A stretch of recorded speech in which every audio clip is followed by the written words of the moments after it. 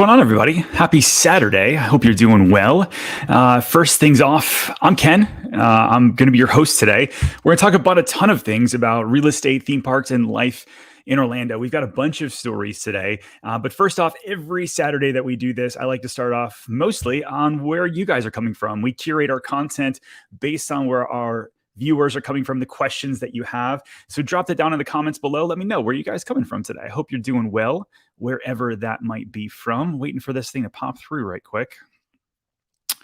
I see there's a bunch of people on already. So what's going on, guys? Happy Saturday to you. We've got stories we're going to cover today are going to be the Michelin sort of announcement. It's like covering on every different article, every different website feels like they're covering it one way or the other. I'm going to give you guys some insight into that. We're going to talk about a massive kind of like real estate shift and kind of what I see, some insights there. I think it's going to be really helpful for you guys going on. What's going on? Buck from Claremont. There we go. All this stuff popping through. What's up, Stephen from Southfield, Michigan? I know exactly where you're from. Annette from Des Plaines, Illinois. You got Diz from Woodstock, Georgia. So some people here locally, some people outside. You got people from Virginia. What's going on over on LinkedIn? We're here live on YouTube. So if you're here, make sure you give me a like, maybe a subscribe if you haven't already. But we're also streaming over on, I think, the Facebook channel, the LinkedIn page, a whole bunch of other stuff. Grumpy Rich, what's going on? Thanks for hanging out with me. I so appreciate it. Annette from Denmark. I love my Denmark people, especially Annette from Denmark. You are always hanging out, and it means the world for me. We got Brenda from St. Charles, Illinois. Craig from Jersey. House sold and living resort near Celebration. Good to see you. Let's see. We got Angie from Nashville. Crazy here. CMA Fest going down. I believe it. I definitely believe it. A couple other people checking in. Central Massachusetts. So a bunch of people. Thank you so much. Let's get into today's stories. So I've got, let's see, man, a whole bunch of stuff going on today. So the Michelin report, I want to start there because I think it's really important. I've been talking quite a bit about the Michelin restaurants and how Orlando in general has been kind of seeing this underpinning of new restaurants and little restaurants popping up, doing extremely well. You got these large restaurants popping off, really high quality food, high kind of service. And I think that's fantastic when you see Orlando starting to shift away from sort of like only theme parky kind of like stuff everybody already knows. If we don't need another McDonald's or Applebee's, although I get that on the go, but having sort of our downtown area, seeing a revitalization, some of the other really high-end neighborhoods, seeing some revitalization with the restaurant scene. So this one from the Orlando Sentinel, 4 stars for Orlando's as Michelin Guide reveals first Florida awards. Why is this a big deal? We got 4 Orlando restaurants, Kappa, Cadence, Knife and Spoon, and Soseki, that all got the Michelin star. There were also a bunch of other ones that got the Bib Gourmand recipient, which is sort of the what I understand is sort of like their thumbs up that they do really good on food, but maybe they don't deserve a Michelin star just yet. And 23 receiving plate recommendations, bringing total Michelin selections for Orlando to 34. And so the only places that got these Michelin stars here in Florida was in Miami and Orlando. Like Tampa didn't even receive a Michelin star restaurant yet. And so I think that's cool. I think that's a really big deal. And so let's kind of look at some of these. Like, what is a Michelin star for those of you that don't know? So Michelin, like the literal tire company, back in the day, created this Michelin star rating all over the world. And so why this is important is because when eyeballs are on where people should travel and experience amazing food and experience amazing restaurants, you get more eyeballs, people start traveling more, and it just kind of puts you even more so on the map. And so, yes, this kind of plays into the tourism section, but it also plays into people that already live here and kind of points out some of the highest quality places. And so what is a Michelin star? A Michelin star is awarded for outstanding cooking. We take into account the quality of ingredients, harmony of flavors, the mastery of techniques, and personality of the chef as expressed in their cuisine. Just as importantly, consistency over time and across the entire menu. So I think it's super cool. You've got Kappa that won, one of our favorite restaurants over at the Four Seasons. You've got Knife and Spoon, which is over at the Ritz-Carlton. Soseki, which is like a 10-seat multi-course dining experience. And I was talking to a foodie friend of mine this morning, and he said he absolutely loves this place. And I think that's super cool. just like a 10-person seat. So you'll notice some of these aren't like massively large restaurants or anything like that, but it is really more so the food than anything. And then you've got Cadence. And one of the reasons why I love the story of Cadence is these folks actually started off over in East End Market, which is where like Gideon's is at. There's a little bar up top. I forget the name of it. But like little artisans over in the East End Market. And then these guys moved from there to having their own restaurant. And now they're a Michelin star rated restaurant in under like 4 or 5 years. That's a really cool story. Homegrown. Love it. Super, super cool. Farmer George, what's up, buddy? Haven't seen you in a while. Definitely deserve it. Best sushi you've ever had. Ooh, that's kind of cool. What's up, Regina?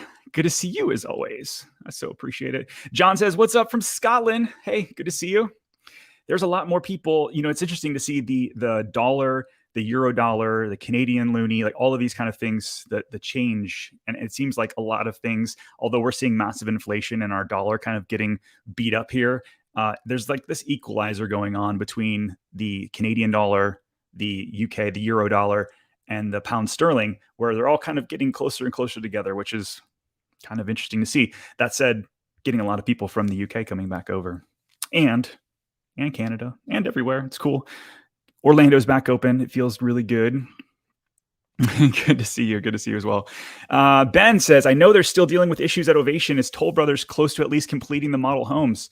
Yeah, they are quite a bit. If you drive down over there, they're continuing on with building out their model homes, but they're not going to be open up to where you're going to actually be able to visit them. They've got even the road closed off to where you can't really even get back over there. From what I'd heard is they pushed it from August to now January to be able to sell up and down a lot of those places. So that'll be really interesting to sort of watch.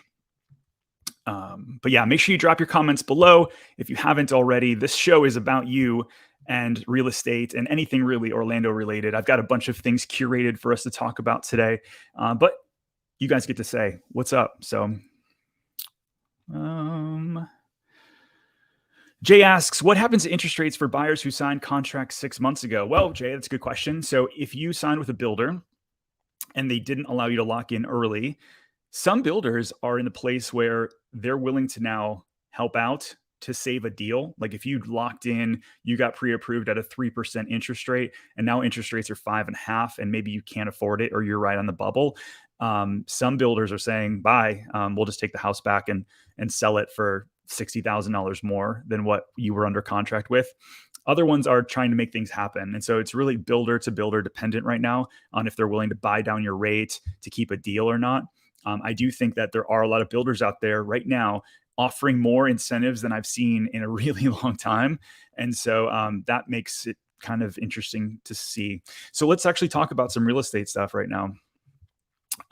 Let's see, pop over here. All right, so what's going on? For those of you that have watched in the past, I used to do this little breakdown on this little box on the MLS. I'll still do it actually because I think it is relevant. So let's see. I'm feeling good. I'm feeling good. There's a new Starbucks open like just a mile from my house now. That's dangerous. That's super dangerous. All right, hold on a second. All right, here we go. So this is one box that I used to show, and I just found a better way to tell the data. So I'll probably go away from showing this in the future, but you've got new listings, 1,071. And, oh, by the way, this is all listings across five counties. So Orange, Osceola, Seminole, Lake, and Polk.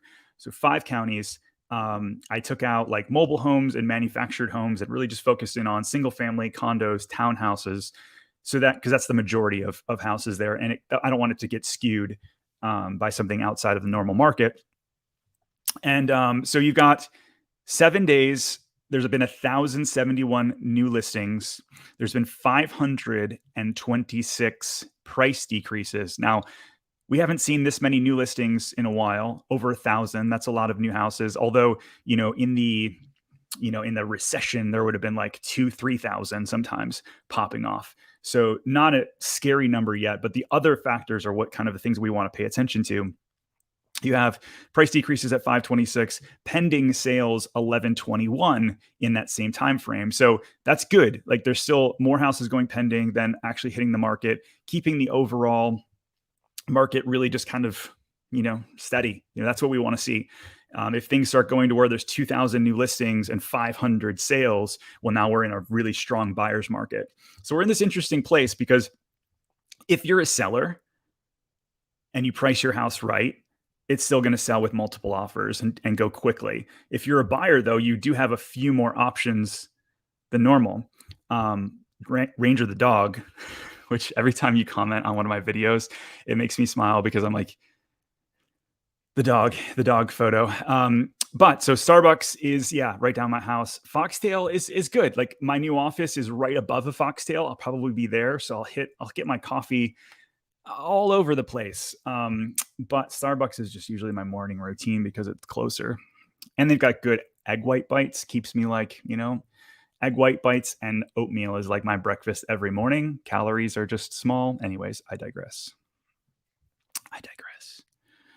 Let's go back over to the other stuff that I think is really interesting way to show you guys the real estate market, though. And I'm going to get to all of your questions as we pop through here. There's a ton of other ones that I have seen and we'll come back to. So this is an interesting stuff. So May 2022 statistics. So obviously June's not over yet. So we're going to go with May. Active listings were up 28%. So that's exactly what I just said on the last screen. New listings up 9%. Pending sales flat. Listings sold up 3%. Active days on market was actually down 13%. And overall sales volume and sales price, which we know. And then this last number right here, May, months of housing inventory. They don't do weeks, so it's really just the lowest it can absolutely be at 1. And so I think that is interesting. So here's what's going to happen. A lot of folks will see, I know there's a CNBC article and a CNN article and a bunch of other stories that have been running that say housing prices are down 10% over the past month. It's just not the case. Unfortunately, if you pick out a data point, you can make anything look good or bad. And so I don't want to make it sound like the market is as hot as it was 2-3 months ago, because it's not. But I will tell you that when I look at number of sales overall is down 10%. And so if that continues to fall, obviously then we start to see pricing get negatively correlated and dropped as well. But right now, the number of sales, if you look in Orlando, and again, this is what you guys watch this for, it's hyper local knowledge and news, is flat and 3% up in terms of number of listings sold. So as of right now, nothing crazy to see. Let's see. David asks, how has this new market change impacted new construction build timelines? Well, a lot of these builders started building spec homes. Here's a crazy stat, David, is that over in like Laureate Park, which is Lake Nona, the builder there, Craft Homes and Dreamfinders, they had started building these specs or speccing out all these houses. They dumped 40 of them on the market over this past week. And so you have a lot more inventory that's popped on the market, even though the houses aren't finished. And so many of these builders started building these spec homes with anticipation of the market. Now things are slowing down. There's going to be more options for buyers. And so do I think that there's going to be a lower timeline? Probably not. Unless you're going to pick up one of these spec homes. If you're looking to build from dirt, it's still a really tough time with the supply chain issues that we're experiencing. If you guys have looked at like the lumber pricing is really coming down. We really want to see that effect for another quarter at least. And so I think it's going to still probably be just as hard to build a house for the next 3 to 6 months. And then hopefully things even out a bit.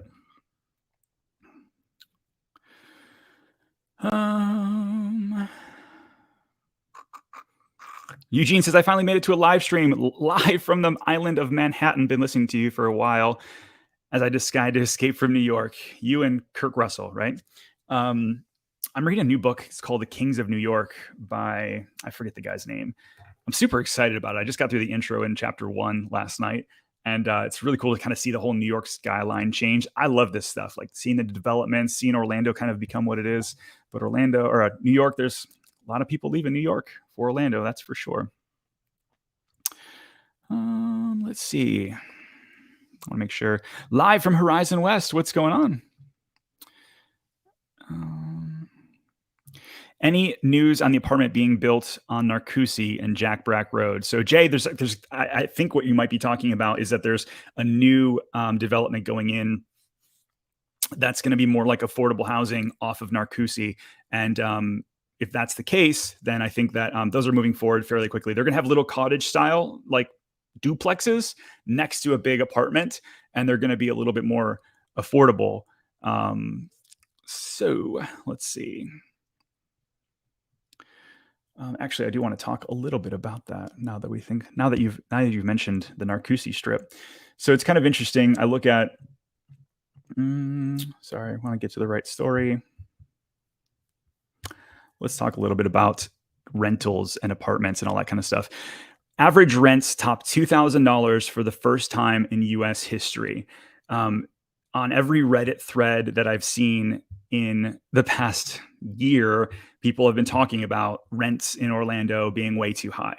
When you look at the average rent here, it's actually still under $2,000. There's a lot of other places where it's significantly worse. And so rents on average, I've just kind of gotten crazy. And so the amount of apartment buildings, again, I don't do rentals here. Like I don't do apartments. I don't do rentals. Just I own some rentals, but we can't, the way that Orlando is set up, agents typically aren't working with leasing as much as sales. Anyways, that all being said, I started tracking how many new apartments are coming, and there's something like almost 27,000 new units in Orlando under construction right now.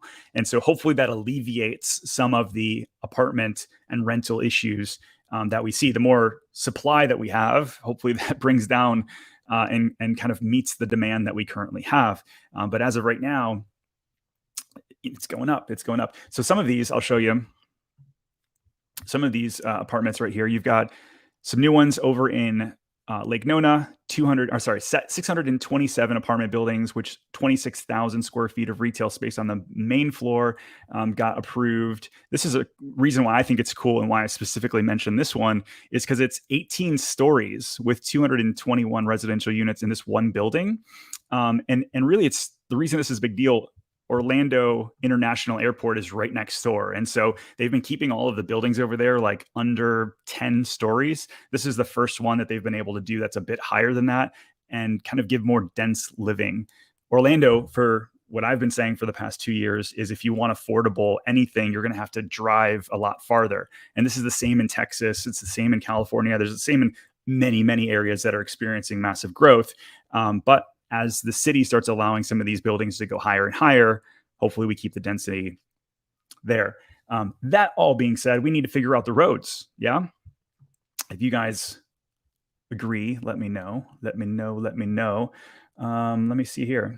So this is a big one, big story. I feel like this came out 6/10. So this is yesterday. So the interchange improvement, like this is one of the many, many, many projects, but a $65 million valuation was approved by Florida Department of Travel, FDOT. Yeah, there we go. Department of Transportation. They're going to be adding on a new exit over off of Daryl Carter. Let me show you where this is at. Here we go. So you've got I-4 right here. You've got Sand Lake up here.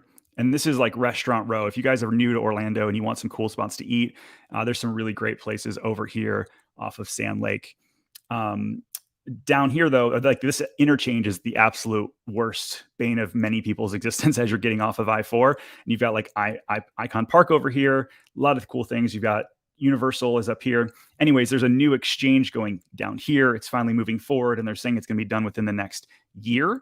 I think that's great. And so the more that they add off ramps and widen these roads, and I-4 is finally getting widened to take advantage of some of the high rises and denser population, that's going to be good for all of us.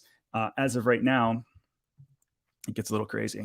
Let's see. So why are interest rates increasing? Well, inflation. So inflation's kind of out of control. Government spending across the entire globe has gotten out of control. And so to quell some of the inflation, the Fed here in the US has decided to raise interest rates. And so if they can pump some money back that way, slow down the economy a little bit, then inflation hopefully won't get as out of control as it currently is. And so, yeah, interest rates, they were 3%, which is essentially free money. Now they're 5.5, depending on the loan type you get. Yeah, 2.25 is tough. So Quadro, the problem is there's a lot of people at 2 or 3%. And that's going to be the new sort of thing that many people are going to have to deal with is like, okay, so my interest rate on my house is sub 3.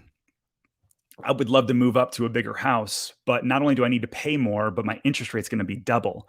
And so a lot of people are going to say, hey, you know what? Forget it. I'm just going to stay put. I'm not going to sell, which that means there's not more houses to come onto the market, which is this sort of like continual thing. So that's why I don't fully believe we're going to have this massive real estate crash. Like, will we see a recession? Will we see a stock market crash? I do. But there's so many things that are really strong in the real estate sector to where I don't see that we have the supply to keep up with the demand, even at these interest rates right now. That's my take. That's my take.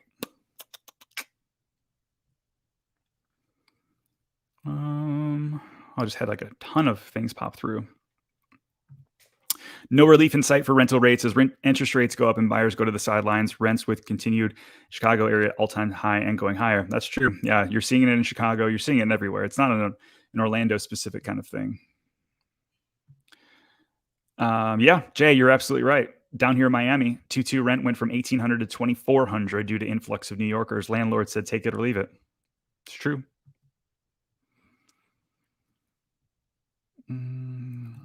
What's going on, Robert? You're looking to buy a second home here. There's still a lot of second home people, that's for sure. Oh, Pablo, working with Bree. Bree's fantastic. Lives in Mount Dora herself. Starting to build in Mount Dora soon. Mount Dora is one of those towns where I think that as people sort of spread out, look for a little bit more land or a little bit more affordability, I think Mount Dora is like that, one of those sleeper towns that people need to jump in on.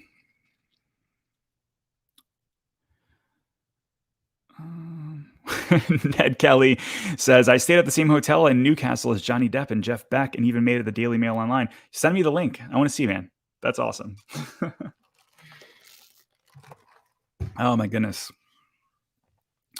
All right, here is an interesting question from Rose. I haven't seen you before, Rose, so welcome to the show. What are my top 3 favorite HOAs with lots of amenities and events for young families? So HOA, I'm guessing you mean neighborhoods in general. So top 3 favorite HOAs for young. I look at, dang, that's a great question. So a big piece is going to be like location wise, because I think I could probably name 15 of them. I do think like bigger neighborhoods like Waterley in Horizon West. You've got like Laureate Park in Lake Nona. You've got Avalon Park in like the Oviedo, East Orlando area. All of those are really very active communities with a really full calendar. Celebration even has a really full calendar. And so a lot of these neighborhoods have their own website that show their calendar of events. But if you have a few that you're looking for, just because it's a huge neighborhood doesn't always mean it's going to have a huge calendar. Many of these neighborhoods have like activity directors on staff with the HOA. And so I think that's a great way to get to know your neighbors. I did a video on Avalon Park not too long ago. And that was one of the reasons why people loved it so much, was because there's not a lot of people from Orlando. So many of us have relocated here over the years. And so getting one of those neighborhoods with an active HOA is super important. But reach out if you have questions. I can happily send you some information. Charlie says, going off new construction, any new communities coming online, or are builders going to hold off and see what happens with the market and not rush? So interestingly enough, Charlie, I've got a video coming out on Tuesday talking a lot about kind of builder new construction, how Orlando's getting shaped. And a lot of these builders are really still very bullish on moving forward, because some of these neighborhoods take 2, 3, 4, 5 years to get up and running. Like they've been working on Laureate Park 2 for years. You've got other places like in Horizon West, it's a little bit more plug and play. A developer can come in a couple, like a year, and get the roads put in, the plumbing get in, and they can get going. So I'm seeing massive takedowns of new land by many developers. And even if it takes them 4 or 5 years to start selling houses, we're probably going to see that recession and then right back up by the time they're ready to sell. So no, I mean, there's plenty of new neighborhoods coming online all over Central Florida. So I'm gonna keep getting to your questions, but I have a couple other stories that I wanted to chat through. Let's see. Da, da, da, da. Speaking of little like hole in the wall places in Orlando, going back to the food we talked about. So this week, somebody mentioned like, "Hey, do you want to go to lunch?" And I'm like, "Yeah, you name the place." And he's like, "Well, I'm going to be in the Milk District. Why don't you meet me downtown? And let's go to Pom Pom's Tea House and Sandwicheria." And I was like, "I've never heard of this place before." Um, you get there and it's like this this little like hole in the wall place, like strip mall. But I went online and it had 1,726 Google reviews, almost 5 stars, and this food was fantastic. I don't like tea at all, but it's this little just little hole in the wall, and it makes ridiculously good sandwiches. And the tea was actually fantastic as well. I had the Thanksgiving dinner sandwich, and my mind was blown. So if you are downtown and you see some of these little strip mall places, give it a shot. Like, don't be as like some people say that I'm judgy. I don't feel like I'm judgy. I just enjoy not getting sick. And so Pom Pom's Tea House and Sandwicheria, super happy. Like, so good. I had to take some of it with me. It was just so much food. Yeah, well done.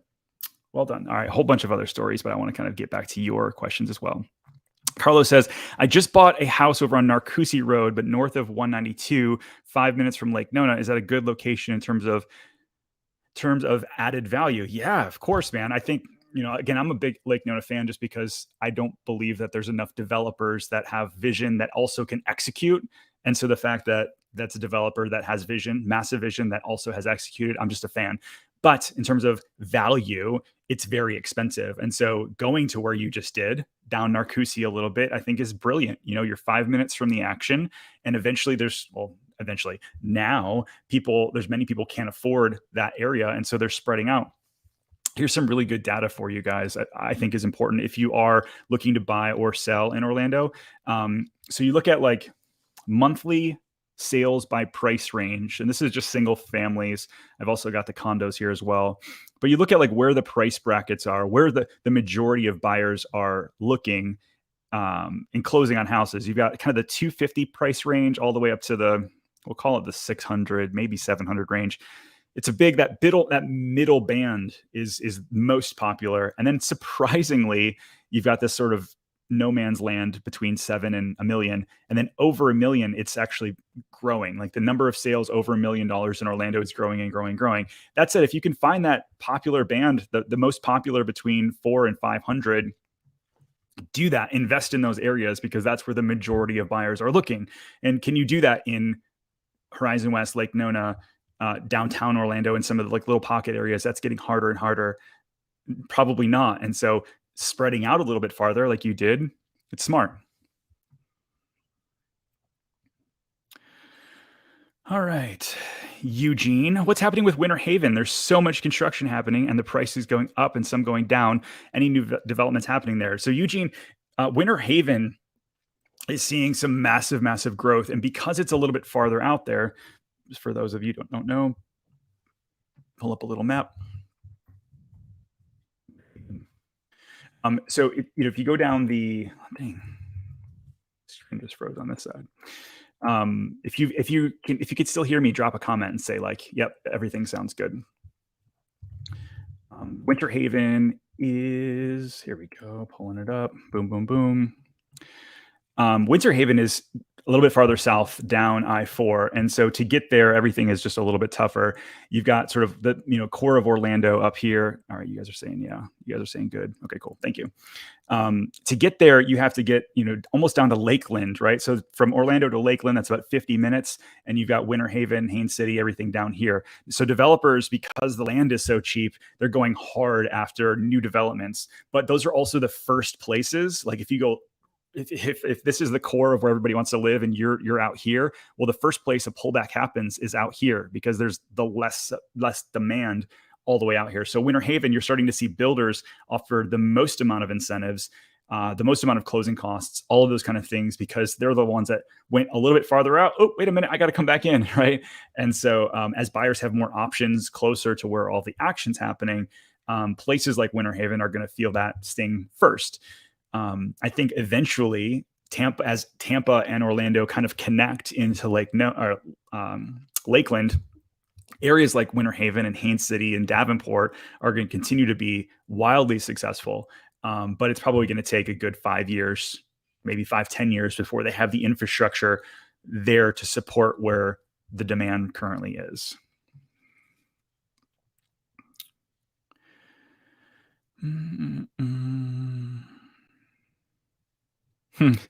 This is a great question by Buck. What does coming soon mean in real estate? Dreamfinders community on Reams Road has been coming for over a year. Coming soon could be literally, next week, or it could be 3 years from now. A lot of times they're looking at the demand that they have on their VIP list. They're also looking at developmental costs. They're looking at getting that through. Many of these builders will just buy a piece of property, throw a sign up, and then don't touch it for years until everything else that they owned is kind of built out, and then they make a shift. Dreamfinders is one that they bought Craft Homes last year, and they went really hard after buying new land. I think that they kind of put the cart before the horse because they didn't have their labor hooked up and their whole infrastructure hooked up. But, the builders that own the land are the ones that are going to win. And so I think that they're going to do very well. All of that said, coming soon just means, hey, we now own the property. We plan on doing something there eventually. Could be now, could be in the future. That sort of thing. It's interesting, man. I think that D-Town, I think that Ovation home buyers have any contractual recourse for the water sewer delays. Are they locked into the build contract without an exit clause? Yeah. So basically, builders, this is a very important note for everybody. This is probably, I don't know, I'll tell good information, but if you wanted to take a really good point away from today, would be that builders contracts standard in Florida say that they have 2 years to deliver a home to you. And at that point, if they don't deliver a home, that you get your deposit back, and they don't have to pay you interest on that money or any of that stuff.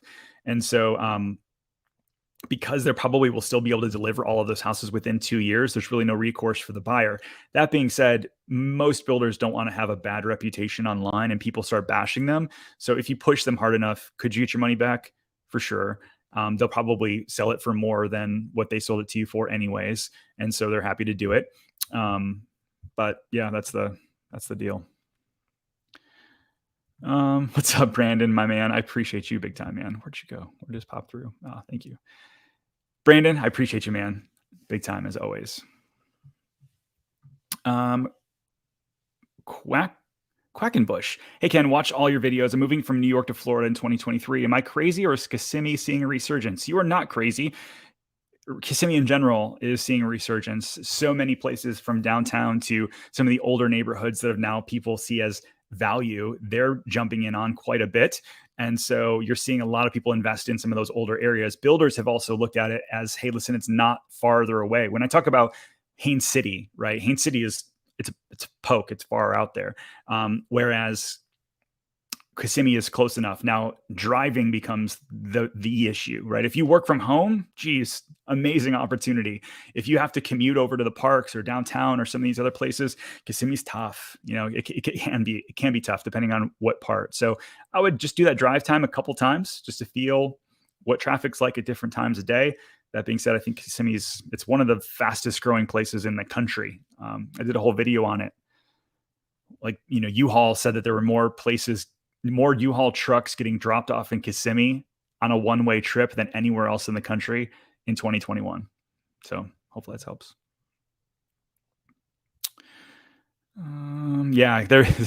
Charlie, you know exactly. There's a community off Lake Sheen by Element that's been there, and they don't know what they're doing with the land. Yeah, I mean, they put out a whole, actually, I'm going to put it out. Lake Sheen. Good one. Let's see. Lake Sheen Reserve Estates. I think it's a cool neighborhood. I think that eventually it's going to be quite nice whenever they figure it out. So you've got Lake Sheen Sound. It's right on the Butler chain. I think they're going to have 4 or 5 houses on Lake Butler, and then there's going to be like 10 other estate-size houses. And then down here, I just got to hide your comments so people can see. Right down here, you've got 535. So little gated neighborhood. Eventually, once they get going on it, It's going to be super nice. It's right next to Keens Point, if you know where that's at. Really good question. So the majority of new listings are new construction. Is that the expectation in today's market? Yeah, I would say. I mean, you think about Orlando in general. The majority of our area has been built up over the past 20 years, anyways. So depending on where you're coming from, new construction, whether you mean brand new or like newer, um, but yeah, a lot of these builders are nervous because they've spent so much time, money, and effort on these new developments. So they're dumping new listings on the market that are not even finished yet. Some of them won't even be finished in 2022. And so you do have to dig in and figure out how far along is this property. And that's kind of what my team and I do. Shameless plug, obviously, I'm a real estate agent. If you didn't know, the Orlando Real, that's our news organization that our team has built out to talk about all the cool things we find in Orlando. So that way, if you're looking to buy or sell a house like today or 20 years from now, we can kind of keep you updated. But yeah, reach out if you have questions on new construction neighborhoods. We can help you in that path.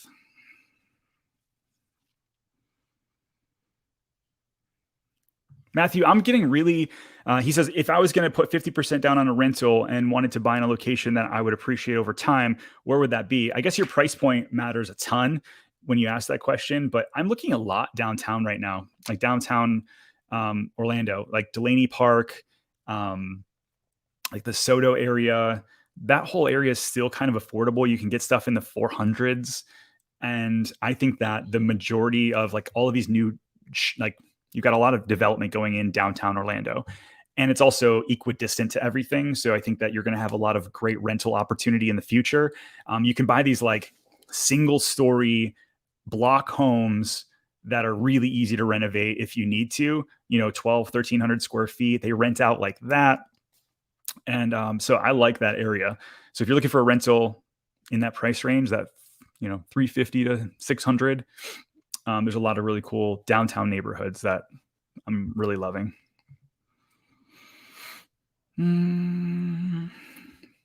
How are prices looking in, or gas prices looking in Orlando? Not as bad as California, that's for sure. But it's still, I think I paid $4.79 for premium this morning. I think it was $4.50 something for regular. That's helpful. Hey, so let's check out a couple things around like life in Orlando, which I think is fun. Tiger Woods PopStoke. He actually has two coming up in Orlando. The first one is opening over in Waterford Lakes, which is the east side of Orlando. This thing looks so cool. We're gonna go here next week for sure. But Tiger Woods, congratulations, he's a billionaire now. That came out this week. Waterford Lakes Town Center will officially open at 9 a.m. on Monday. Wood says that he's excited to introduce PopStoke to the Orlando community. And for basically that you don't know, it's two 18-hole putting courses designed by Tiger Woods' company. But it's also kind of like a Top Golf situation because they've got restaurants and bars and playgrounds. It's a really family-friendly vibe overall. And I'm excited. So there's one coming up in Horizon West later this year, early next, and then this new one in Waterford Lakes. And I need to do a video on Waterford Lakes because there's a lot of stuff over there in terms of just easy life in Orlando kind of stuff. But I'm stoked. Like this PopStoke's gonna be a fun one. Does anybody? Let's see. I have some questions. I have questions for you guys. You guys see this? These collector wands over at Universal. So 2022 collector edition wand debuts at Universal Orlando. You got it's a $75 wand. And I was like, well, whose is it? Like, it's not like Dumbledore's or Harry Potter's. No, it's like a collector's edition. Like, I don't know. I collect a lot of stuff. Obviously you can see around my room here, but $75 for a collector's wand. I don't know. Is that normal? Is that a normal kind of thing? Can we Windsor Groves? Where's PopStoke going to be located? Because I keep getting different answers. It's going to be over by the cinema. It's going to be, if you know where. So obviously you're next to Hamlin. So right across from Ford's garage, it's supposed to be on that corner. So they're moving dirt and you can kind of see everything going up and down. So it's going to be PopStoke. And then right next to that, next to the cinema, Sinopolis, there's going to be the food hall there. So that whole like corner over the next 12 months, 18 months is going to be super cool. But yeah. Crazy. Yeah, okay, going back to this. For a stick, yeah, for a stick, it's $75.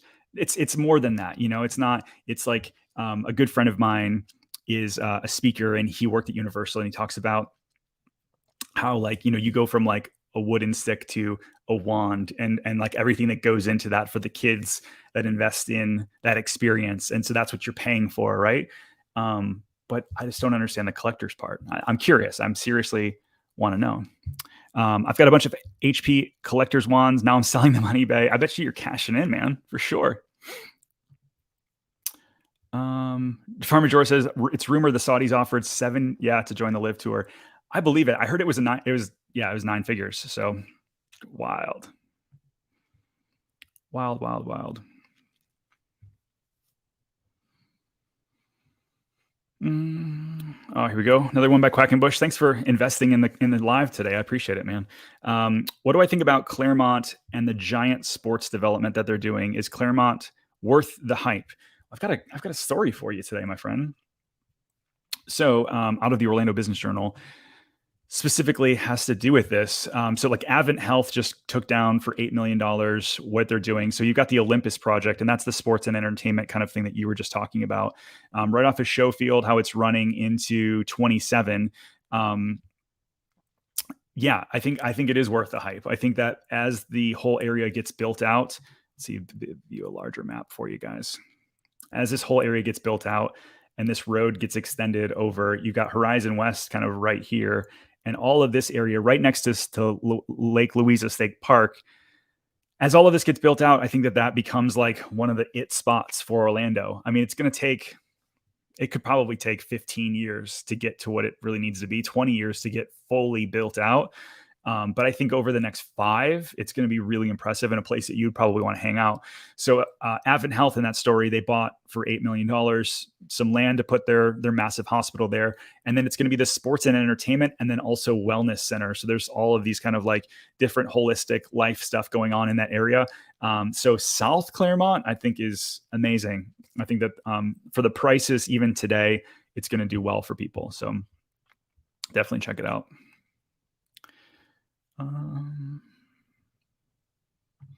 Yeah, man, I'm actually going to, Ned. We're actually going to turn this whole Orlando Reel thing into a podcast. I want to start bringing on guests and kind of bringing on everybody, like other agents, and then other like local people, like theme park enthusiasts, people from city government. And we're going to kind of develop this out. Actually, we're building a studio right now in Winter Garden. And it's going to be stoked. I'm stoked about it. Like, to see the path develop is going to be a lot of fun. Eric says there are 2 options for me: buying the 3 acres of land, or Laurel Point. Okay, so I think that Laurel Point, because it's gated and you have other like-minded or like homes in that area, it's just going to keep value a little bit more. Now, finding something with 3 acres in Orlando, and you find an estate, that's hard to come by. So it's really like just 2 different kind of buyers. But I always kind of lean towards a neighborhood that's going to have like-kind homes to help all prices continue to rise. That would be mine. Same Eric says, hey, I love your videos. I'm planning to move to Orlando. I love Lake Nona. Everything brand new. Oh, and then you asked your question. Sorry about that. Yeah, man. So Jay, love to hear about events, concerts, entertainment in Orlando on your podcast. Yeah, we're definitely going to bring it on. Like, I'm going to be the real estate guy, because that's what I know, like developments, going hard after the real estate space. And then we'll have people on the other side of the entertainment and life in Orlando kind of piece. And so we'll have some good banter. We'll still do it live, so you guys can kind of drop your questions. And I'm stoked about it. I think it'll be really good. You're closing in Ridgeview with Bree this week. What's up? That's awesome, man. That makes me so happy, because you've been on our lives for like, I feel like at least a year or 2. And that means a lot. So thanks so much for working with us. Dave says, I'm sorry I'm late. Can I come in, please? It's very UK. Yes, of course you can. You kind man. I just got into Ted Lasso. Now, this don't shout me down over here. I feel very sad that it took me this long to find Ted Lasso, but I love that show so stinking much. We're almost done with season 2. I'm sad that it's coming to an end, but I hear that season 3 is coming soon. Ben, what's up, dude? Thank you so much. I appreciate it, my friend. Next coffee's on you. Thank you. All right, I've got a few other ones. Oh, this is kind of cool. Thank you very much, Ben. I appreciate you, my friend. Check this out. We've got the new Tribute store. I don't know if you guys have seen this. I love all the movies at Universal, but they created this. This is from Theme Park Tourists. So thanks so much for the video. It's like a minute long, but I don't want to go through. But you've got ET. So like all of the old rides, they have new merch at the Tribute store, which I'm so excited about. You've got Jaws. And then there's like actual like props that you can check out while you're there. You've got like the Marty McFly huge speaker there. They've got here. Wait, I gotta show you this one, please. You got the Doc Brown as he's kind of doing the preparation for the car. What else do they got in this one? Jaws, Kong, and so you can buy different props like replicators and that kind of thing, which I think is so stinking cool. Yeah, super cool that they're going to do that. So I'm going to go to Universal to check out this myself. I think this is amazing. All right, so I'm going to go back through and make sure I got a lot of your questions before I get any other stories of mine out of the way.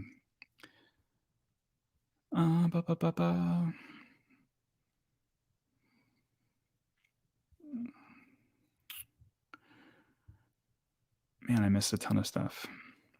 My apologies. Would I take a pool home in Claremont over Ocala? Ocala seems so cheap. Yeah, it is. Ocala is cheap because it's far out. It's horse country, and you've got a ton of like your money goes a really far away, which is great. But it's farther away from why people would move to Orlando. If you're looking for extra land and you're looking for that horse country life, Ocala's awesome. Like you've got top of the world. There's a bunch of other stuff out there, retirement communities, but Claremont's kind of on the up and coming. So I would go Claremont personally. But again, it depends on why you're moving to the area. Like if you want that rural lifestyle and you want to kind of be out there a poke, Ocala's great. Xavier says, can you please tell me the website to see all the up and coming developments, commercial, retail, residential? So I pay for a lot of different websites to find data like this. One of them is like construction.com. There's Growth Spotter, OBJ. Like I've got probably 15 different websites that I pull stuff from to prepare for these lives. So not any one has all of them. So you kind of have to bring it all together, which is what I'm trying to do here.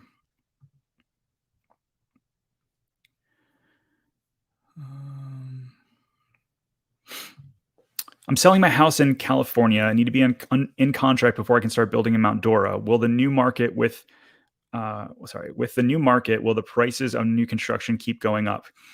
I think that new construction has a higher chance of pulling back before resale because people want certainty. They want to know that I'm going to buy a house for 500.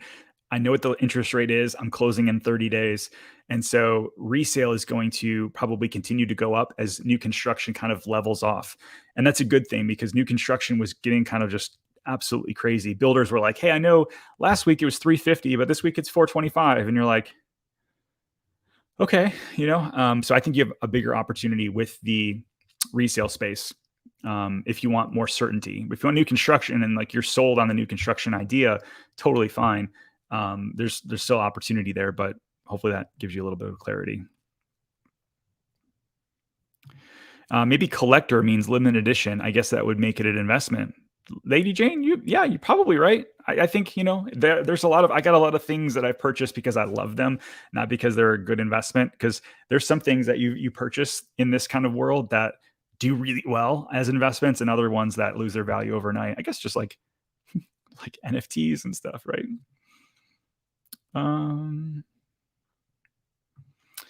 Cody says, Liz helped us close in a Popka, so shout out to her. Liz is fantastic as well. If we were 0 for 15 on offers with appraisal gaps until that point. Dang, that's crazy.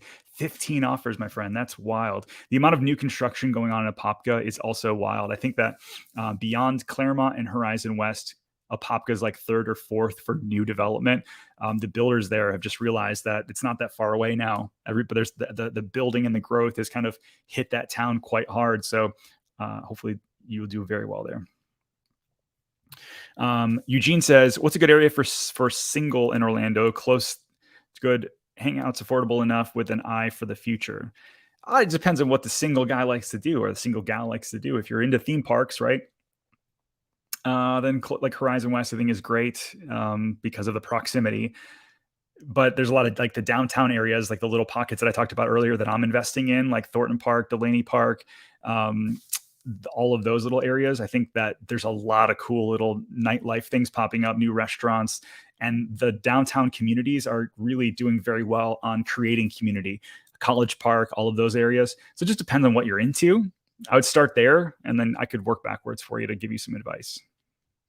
JP is very helpful. JP says Liz is very helpful. Yeah, she's fantastic. I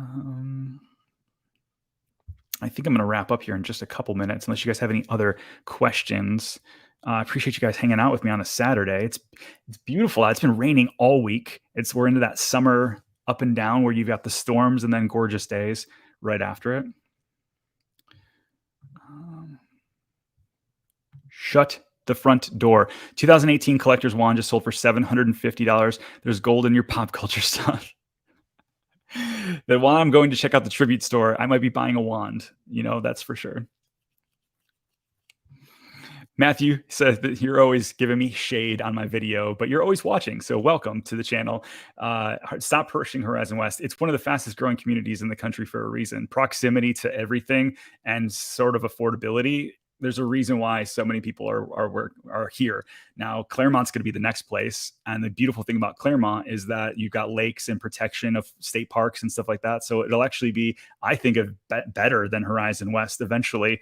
But there's nowhere to move quite yet in a lot of these areas. So until then, Horizon West is a pretty fantastic place to live. Anyways, shout out to you on the Saturday.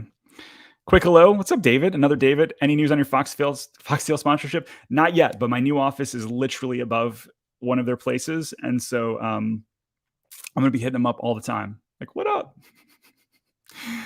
Oh, my gosh. This is a really good question. Really good question. So, hey, Ken, do you know how much longer the road or bridge from Claremont to the parks is going to be completed? They're saying early 24. I don't know why it's taking so long because the road is really not that big. The connection is quite small from Claremont to Horizon West to Disney. It's not that long of a span, and they've already completed like 80% of it, but they're saying early 24. Now, if you want all of the connections from up and down 429 all the way over to 27, there's going to be like 4 new connections, which are going to be, I think, really all done between 24 and 26, 2024, 2026. And when that happens, it's really going to connect that whole Lake County, West Orange County very well. So yeah, look out. I would say 24 is probably the earliest for the one that you're talking about.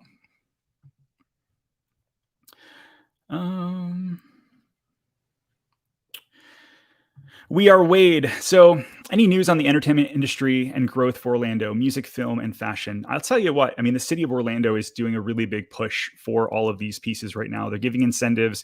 Part of their, like, who they want to be known for is going to be tech. And then also that movie, fashion, all that kind of stuff. I don't think the state offers enough to these movie industries, though, like Georgia does per se, right? And so you've got so many films getting made in Georgia, and Orlando gets overlooked. That being said, there's a lot of small companies that are emerging here and doing very well because you've got, I'm blanking on the name of the film school, Full Sail over in like Winter Park is a great feeder school for a lot of these other like 4D companies, 3D companies, tech companies in entertainment space, as well as the metaverse. And really, if you're looking at what Orlando is really pushing for, the metaverse is like their thing. Like they want to make Orlando the hub for everything meta. So it'll be interesting to kind of see where that comes about, but I think they're going to spend more time on that Web3 and that sort of thing, more than old school production.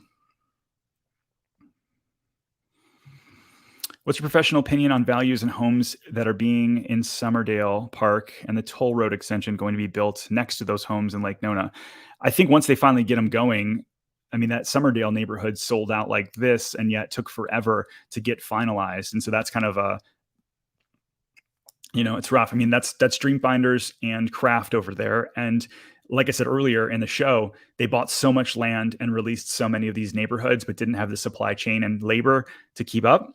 And so now that that's finally moving along, I think the location's amazing. I think the size of the home is really good. I think most people got in for a really good price. So if you can wait it out and you close, you're going to be doing great.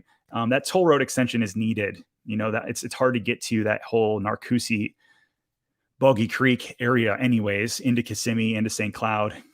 So I think that as accessibility becomes easier, that's actually going to help with demand. So you're going to do well there if you're in the neighborhood.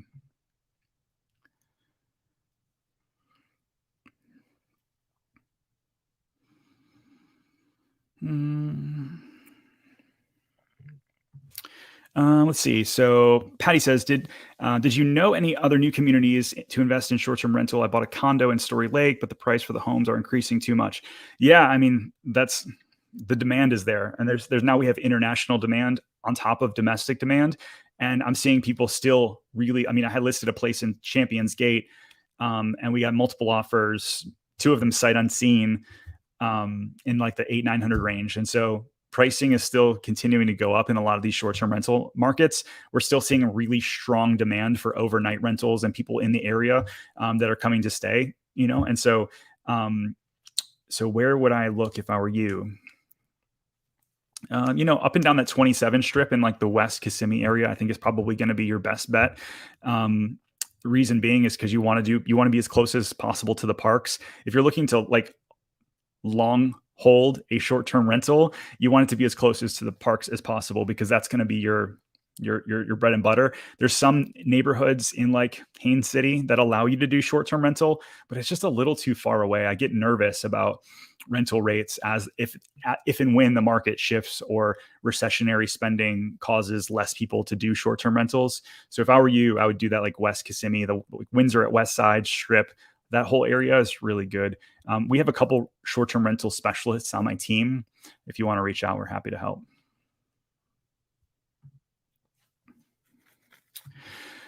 Do these connection roads being built have a name yet? Meaning, are they part of the existing roads?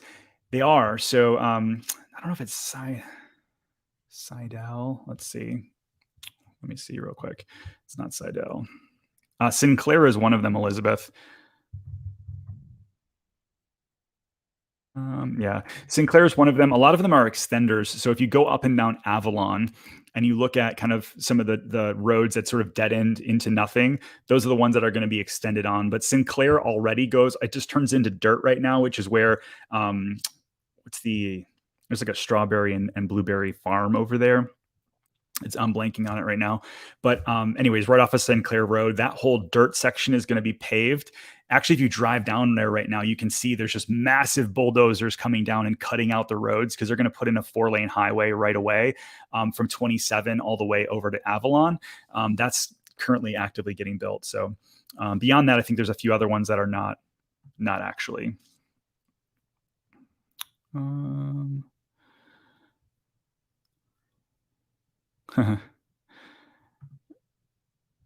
There we go.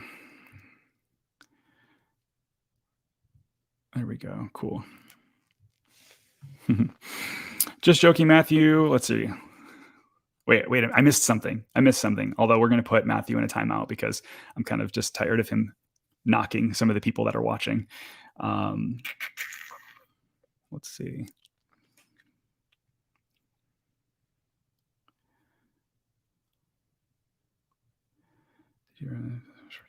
Sorry, I missed a bunch of questions because my man was just spamming the channel for a minute there.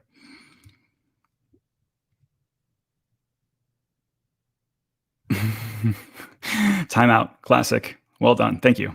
All right. So we are Wade. Florida needs a tax credit like before. ABC Action News station compared to Florida, Georgia. A while back, advocates push for more tax break in the film industry. Yeah, I'll check it out. I mean, I think it's good, man. I'm going to check it out. Here's the thing. We've got so much entertainment already here, and the amount of quality shows popping up are pretty fantastic. Like outside of the theme park area, the amount of kind of like talent we have. The pool there is actually really, to me, impressive. I'm not in the entertainment industry other than on YouTube, if you will. But yeah, I think we've got plenty of opportunity, and we've got the land for it and the climate. And there's just so many cool things about Orlando that would allow and lend itself really well there. But I do think that most of these places are looking for tax incentives. And so if the Florida government's not going to give it to them, or the city can't come up with enough money, it's just not going to happen. Yeah, I did. I just banned him. Poor dude. Anyways, Sawgrass Boulevard will connect to Fleming Western Way. Great. That's the one that's going to happen in like 24, and then Sinclair, and then the other 3 are going to be within the next 2 years after that.